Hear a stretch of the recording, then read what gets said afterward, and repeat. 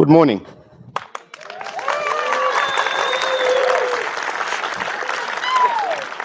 Whoa, there's a lot of people in here. My name is Nkosi, and today I want to talk to you about the brain. Specifically yours, not mine. I like to keep mine to myself. The brain is a truly fascinating thing. And I say this not because of its ability to control the heart's pumping of blood so eloquently that we don't even notice it happening. It's actually not even its ability to help me cram all of the notes in this PowerPoint in the last 24 hours. In fact, it's not even the brain's ability to create custom-made movies for me while I'm asleep, jam-packed with some of my biggest fears. Typical things like, swimming, running unprovoked, and one of my biggest fears, cats. Now, the only thing that I can brag about in terms of this phobia is that I share it with some really interesting and great people, like Alexander the Great. I mean, you have to be great if great is in your name, right? Julius Caesar, and of course, Napoleon. I'm not entirely sure why they were terrified of cats, but I know why. These things are absolutely terrifying. In fact, in my entire life, my very, very short life, I've only ever touched a cat once. Close friends wouldn't believe this, and so I keep a picture on hand to prove it to them. This was at my friend Reese's 21st birthday, where I tried to touch a cat. As far as I'm concerned, I did.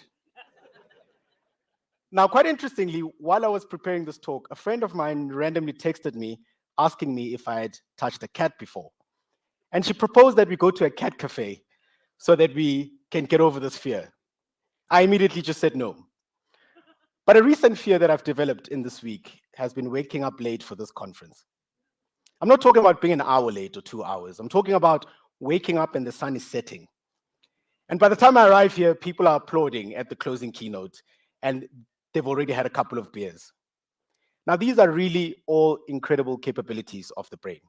But my absolute favorite, the one that truly fascinates me, is the brain's ability to generate thoughts, especially random thoughts. This is such an incredible ability that we've spent copious amounts of time, energy, and money to try and replicate this. The latest of these advancements materializing in things such as artificial intelligence. Now, AI has a lot of buzzwords. If you're interested in finding out more about it, we have quite a few interesting talks today from Rizal Routhi and, of course, Dale, who are going to talk to you about how you can take some of these capabilities offline. I strongly recommend that you go to those talks. These AI capabilities have shocked all of us. In fact, they've driven so many different emotions in every single one of us, depending on the time of day and how difficult your job seems at the time. Feelings of wonder, curiosity, confusion, as well as fear. I work in PBD's ATC team.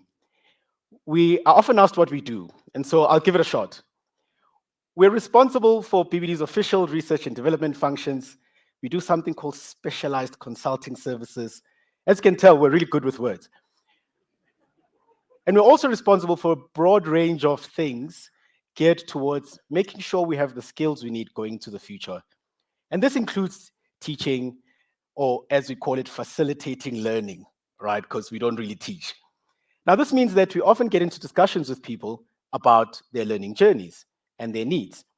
And what I've started picking up recently is a bit of a worrying thing, in that a lot of people seem to be very, very panicked about the future of their careers. Specifically, that quite a number of people feel that their careers are being threatened by all the tech advancements that we're seeing. There seems to be this collective anxiety where people feel that if they don't do something very drastic very soon, they might become redundant. Admittedly, I've been one of those people myself. Having started with C++ and then C#, eventually ending up in the horrible world of web development, I've tried to jump on a number of new technologies throughout my career, especially because I'm a web developer. And as a web developer, there's always a brand new shiny framework to terrify you. You're good at React? Guess what? There's a post that says, if you're still writing React this year, consider yourself gone. But in thinking about these fears, I started wondering, where do they come from? The thoughts that generate these fears, what are they? How do they arise? And Buddhist teaching says that we are our thoughts, and all that we are arises with our thoughts. For with our thoughts, we make the world. So if our thoughts are so important, we have to understand how they come about. And so I looked to a couple of people that might know a bit more than me. I'm a good JavaScript developer, but I think that's where I should draw the line. German-born spiritual teacher and self-help author Eckhart Tolle suggests that many thoughts are actually not your own thoughts. He says that they arise in this thing that he calls the collective mind. He describes our thoughts as thought forms and says we can think of them as these bubbles that are sort of around, floating around in our head.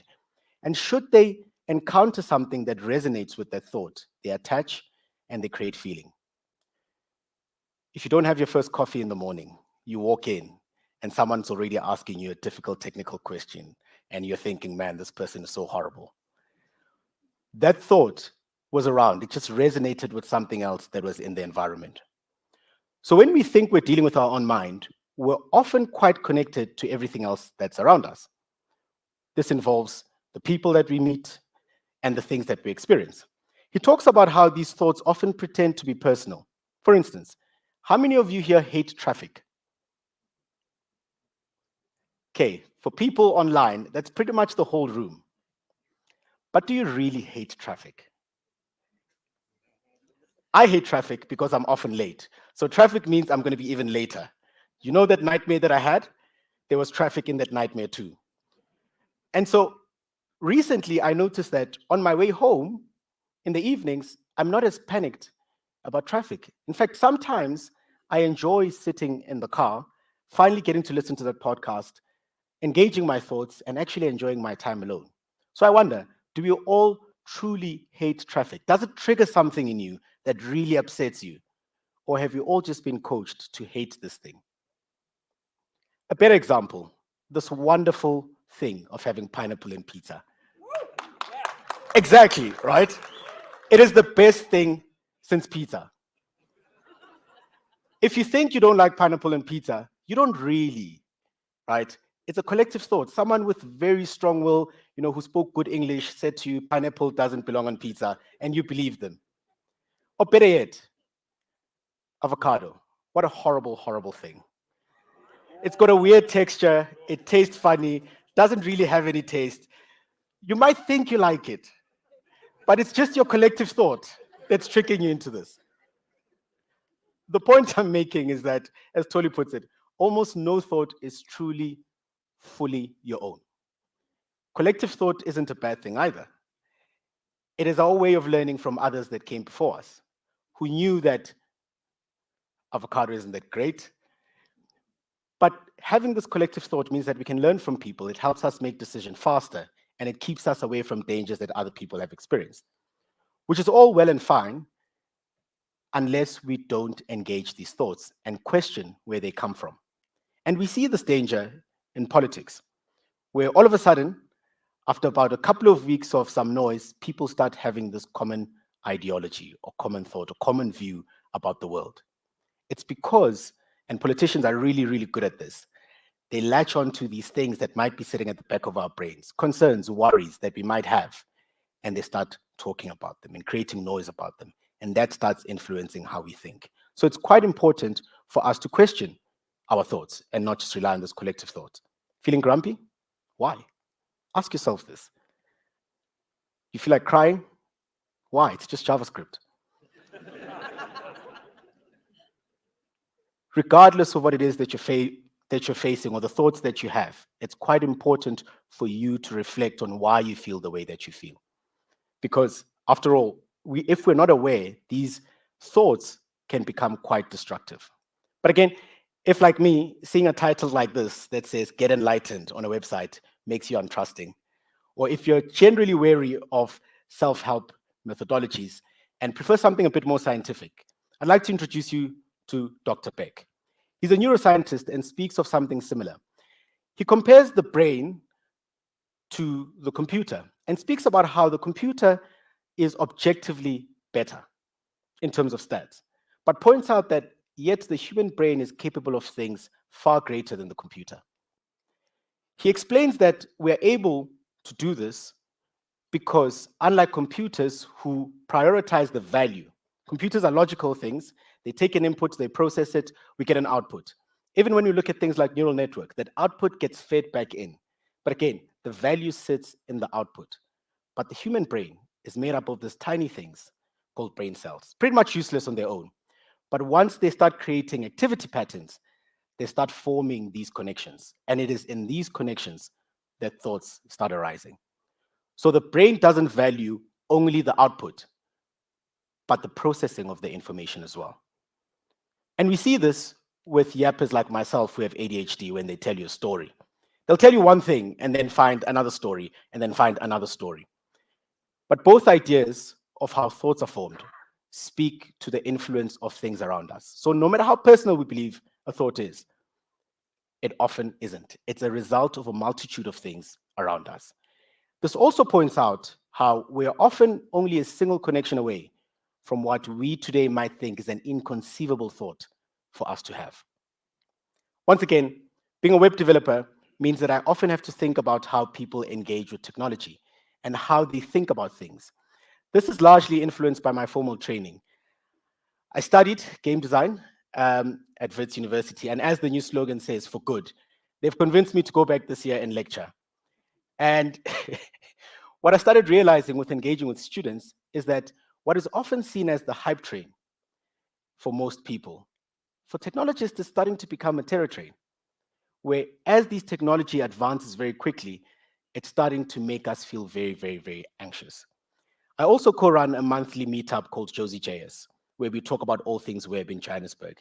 And in this, I get to engage with a lot of web developers, and they're having a tough time. There's a new framework pretty much every single week. And I still recall about 7 years ago when cloud started becoming a thing in South Africa. It was quite interesting because all of a sudden, because of the noise generated, everyone wanted to get involved. The cloud providers tried to encourage people to prove that they've got the skills and qualifications.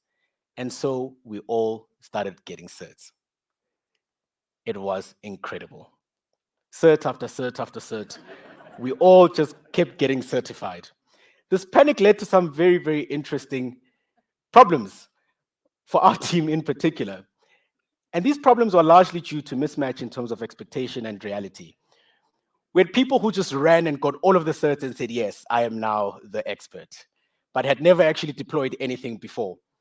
And so people across the world expected these certs to come with immediate things, whether it's remuneration or the fact that they are now experts. So we found people who were actually inexperienced in using the infrastructure, but now had all of these qualifications.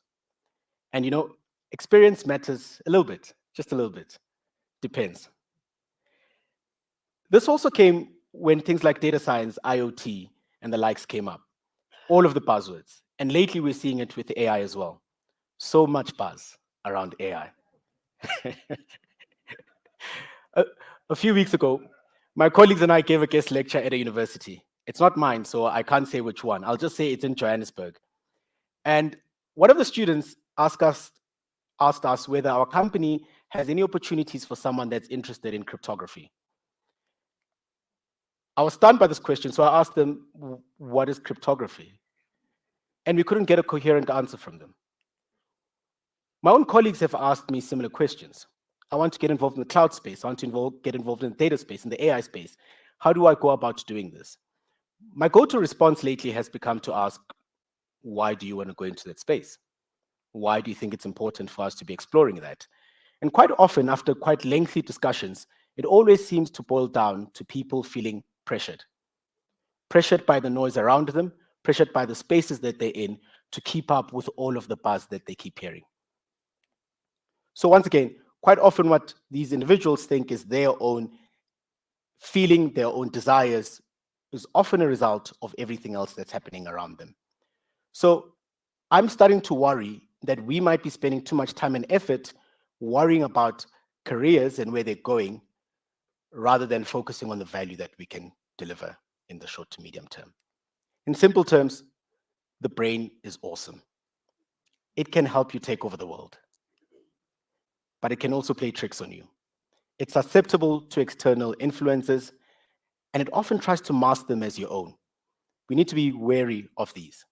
But does this mean that we should stay exactly where you are? Just keep writing your COBOL code or your C++? Absolutely not. Definitely not. What it means is that we need to question where our fear stems from and develop a way to approach these challenges quite structurally. When you hear that there's a new framework, a new AI, a new hairstyle, a new car, don't just rush into it. Don't panic. You need to assess the value that this will bring to you and your capacity to engage with this new thing. You need to balance these two things out, and your anxiety about falling behind might just be a little less overwhelming. This is especially important because history has shown us that just because there's noise around something, especially technology, doesn't mean that it'll take over the world. We have tons of examples of this. For instance, when last did any of you hear about blockchain? Quick refresher. Blockchain is a decentralized, distributed ledger technology that records transactions across multiple computers in a way that ensures data is secure, transparent, and immutable. Hey, do you see that brain working there with that memorizing? I told you. But blockchain consists of what we call blocks. Each of them contain this transaction, and these transactions are linked together, thereby forming this blockchain. It is meant to be built such that once a transaction is on the blockchain, it cannot be altered or removed. And this brings about different levels of trust that we hadn't seen before. It's the technology that powers cryptocurrency like Bitcoin and Ethereum. We can measure its popularity by looking at how often the term was Googled. And we see that in December of 2017, December of 2017 is when it really, really spiked. And we can also start noticing that its trend follows the Bitcoin price, which means as people got interested in Bitcoin, blockchain itself also got popular. So while Twitter bots, or X bots, as we now call them, keep trying to convince us to reinvest into cryptocurrency on this new coin every single day to pump up the price, what we are actually seeing is the trend stabilizing in terms of interest in this technology. What it means is that people that have found good use for it, people that found value in this technology, are going about their job and actually building things on the blockchain. And the people that were there out of interest have now started looking at different things, which is a good thing. But remember these? These are NFTs, as was probably explained to you countless times during lockdown. NFT stands for non-fungible token. It was essentially a means of buying a code that says you own a digital asset, like a picture of a monkey or a lion. And all of this information was kept on a blockchain. So you could prove that you own a copy of this, or the original of this digital asset. It was promoted as technology that was going to change and revolutionize how we think about and engage with art. But what it ended up being remembered for is its short hype cycle that had insanely bad art, hyperinflated prices, but generated 17 billion US dollars in sales in 2021. And that dropped by 90% in just the following year. It is absolutely astounding. But why would people even want to buy a picture of a monkey? See, a few things occurred during that time. We were in lockdown, people were bored, but we also started seeing the price of Bitcoin going up. And so instead of this just being a time where people saw art and went, that's interesting, but why is that guy spending so much money on it? What it did is it reminded people of the cryptocurrency boom, and it reminded people of how they missed the opportunity to get rich quickly. And it ended in tears. So much regret. It resulted in a lot of people losing a lot of money. And I'm not saying that all we should ask is how long will this technology last and judge it just by that. What I'm saying is that you need to assess whether it's the correct thing for you to engage with, whether the risk and the reward make sense for you and where you are. We've already done this, or we do this in our daily lives. Think about how you decided what school you send your kids to. You thought about the extra things that come with your kid being in that school. You think about the car that you drive. Kevin convinces me that I need to get a big car because if I were to be in a car accident with him, he would survive and I wouldn't. Speaking of cars, when I started working at BVD, I bought my first car.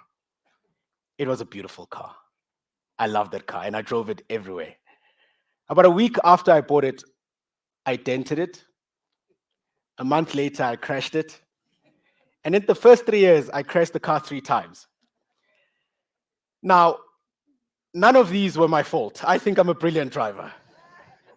But after the third one, my insurer came to me and said, look, man, this is getting abusive. You have 31 days. Please find yourself another insurer. What's interesting is that since then, I haven't had a single accident. So I think it might be my last insurer's fault. But what this means is that all of our insurers have to weigh the risk.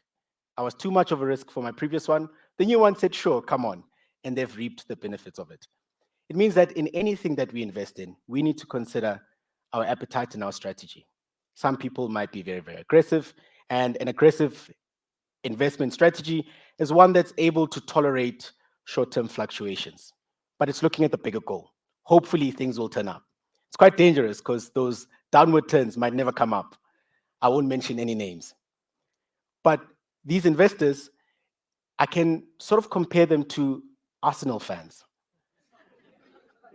where you invest in this team and you have hopes that you'll maybe win a treble. And you know that everyone's going to laugh at you.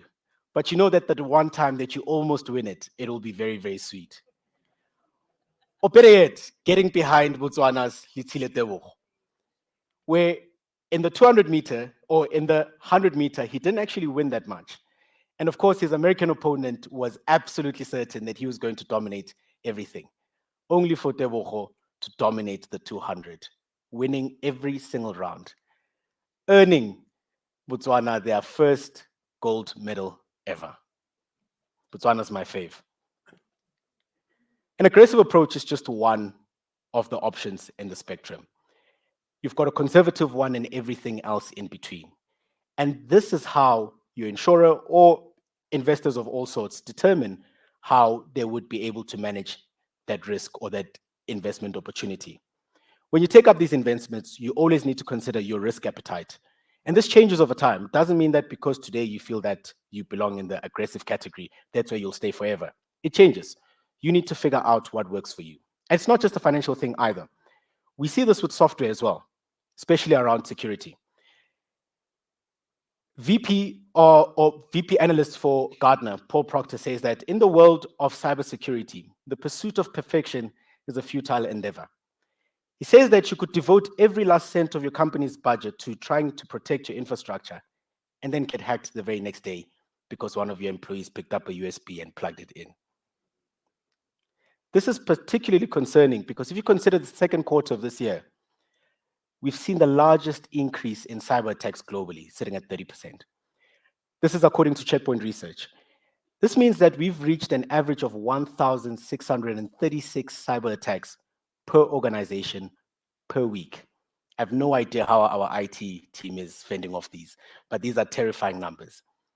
And it's not just a developed world problem either. We've seen the largest spikes being in Latin America and Africa, with Africa seeing the most terrifying numbers, almost 3,000 weekly attacks per organization every single week. Despite this, we can still host Escape. We're not putting all of our funds into making sure that we can protect everything that we touch. And this is because we need to take reasonable steps, steps that make sense, and not just go overboard with everything that we see. Which is why something like the CARE framework is so important. We need to make sure that we have consistent policies and strategies. They need to be adequate, they need to be reasonable, and they need to be effective. For the software developers in the room, this is pretty much that hot fix that we deploy on a Friday afternoon, thinking it's just a spelling mistake. It's just a regex fix, and then we crash the entirety of the world's IT infrastructure. It's like sending an email without proofreading it, and then realizing a minute afterwards that you made massive, massive mistakes. So even when it comes to security apps investments, it's important to have a way of understanding how you engage with it, a framework that helps you assess your risk appetite, because we're very different as people. I have colleagues that stop me every single month. I won't mention any names, Rob Jones, who tell me about a new piece of technology, be it a new framework, a new data streaming thing. And the following month, I'll ask him about that thing, and he'll tell me, well, you know what's even better than that is this new thing. But I also have colleagues that'll tell me about a Commodore something and how they used to write C code and assembly code and COBOL. And all of these people are absolutely important for our industry. We need them and everyone in between. Because just like with finance, you have people who rush to the quickest hype and then leave it once the hype is done. And we have people who sit there and go through the motions and who are invested in the long term. We need all of these people. And just as those people have their own formula and their own ingredients in terms of how they approach these, you need to start developing your own. Our team has a framework. We don't have a name for it. I've been banned from naming things, and so we don't have a name for it. Our framework that we use to approach most problems, whether it's training problems, whether it's engaging with new technologies, has 6 pillars. The first element says that you need to assess yourself as an individual, assess the challenge itself. You need to understand the support and resources that you have, and develop a plan as to how you're going to manage those resources. And those things will often tell you what your investment scale should be. Are you just going to dabble with this piece of technology just so that you understand it? Are you going full in and turning your entire company into an AI startup? And then it's important for you to review and adjust where things matter. So the first one, assessment, self-assessment. This is where we make sure that the people we engage with are able to assess their own current role and criticality to their project. If you are already working extra hours to make sure that you deliver this critical system, does it really make sense for you to go and invest copious amounts of time to learning something new that you're not sure is going to be valuable to you? Maybe not. It's also important for you to understand your current domain knowledge. How closely is that tied with this new thing? How easy will it be for you to use your current knowledge to learn this new thing? The second one speaks to assessing the challenge itself, be it a new technology, be it having to learn something. It's about understanding what the relevance this thing is going to have to you right now, as well as in the long term. The last one is understanding whether you've got support from your peers, organizational support, and community. One of my favorite things to look at when I'm thinking about whether to use a new web technology or not is looking at the community around it. Do they have a strong community that supports you, that helps you when you run into those problems in the middle of the night? And then you need to decide how much time and resources you'll be able to put into this new endeavor. And this will typically tell you whether you should be doing or whether you should be putting in a low investment, a moderate investment, or a really high investment. And the last one is to make sure that you've got a periodic feedback loop with peers that are there to hold you accountable to your goals.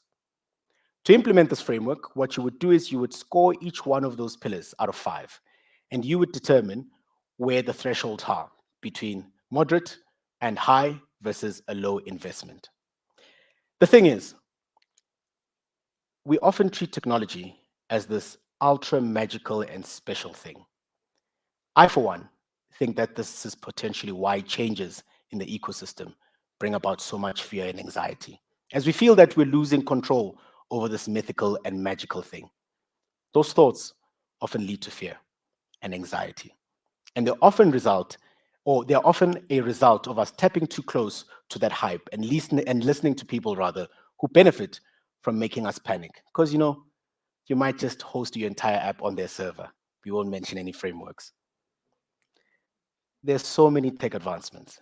It is impossible for you to master every single one of them. We often talk about having T-shaped developers, people who have a broad knowledge of technology, but people who really have a few pillars where they have deep expert level knowledge on technologies. You cannot master all of them. You need to take a deep breath, Develop and understand the strategy that you need to take to engage with the technology and enjoy the journey. But you need to deal with these thoughts that drive fear in a controlled manner. Don't panic. For learning, we just gave you a very simple and quick framework that we use to take on any new technology. But as you leave today, it's important for you to ask yourself how you can apply this to your own learning, how you can apply this to your own projects in terms of deciding what technologies to use. And remember that this approach isn't just for engaging with new technology. You can develop your own framework to tackle absolutely anything you're faced with. But the first step is to be wary of and question your thoughts. For me, I questioned mine and wondered why I have the fears that I have, and I decided to challenge them. I tried getting over my fear of swimming by just jumping into the pool. I was then told that I should probably learn how to swim, maybe get a couple of lessons, and I might get better at it. I questioned why people told me that, decided to ignore them, and just went straight to the deep end. Took a leap of faith and decided I'll just go into the ocean once. For my fear of being late, my notes here say I slept early last night, but I didn't. So instead, I just stayed up all night and drove here as soon as the sun came out. So that's me getting over that fear. And as for my fear of cats, I think it stems from growing up believing that cats were involved in a different type of engineering. But to challenge these thoughts, I might be going to a cafe soon, to a cat cafe, even though I don't trust the quality of coffee. The point is, the brain is wonderful. It's awesome. It can generate beautiful thoughts, and it can help us in a lot of great things. It protects us from bad things, protects us from stagnation, danger, and all sorts of things. But what we believe is often our own thoughts, is sometimes influenced by the people. So we need to sit down and analyze where these thoughts come from so that we make sure that the decisions we make about anything, especially when facing the amount of technological advancements that we are seeing now, we need to make sure that we're engaging them in a critical manner. Things change all the time. Don't let the change scare you. Don't let it confuse you. Approach it in a methodical manner and challenge your own thoughts. Your brain is awesome, but you must challenge it. With that, I'd like to welcome you to Escape. Thank you very much.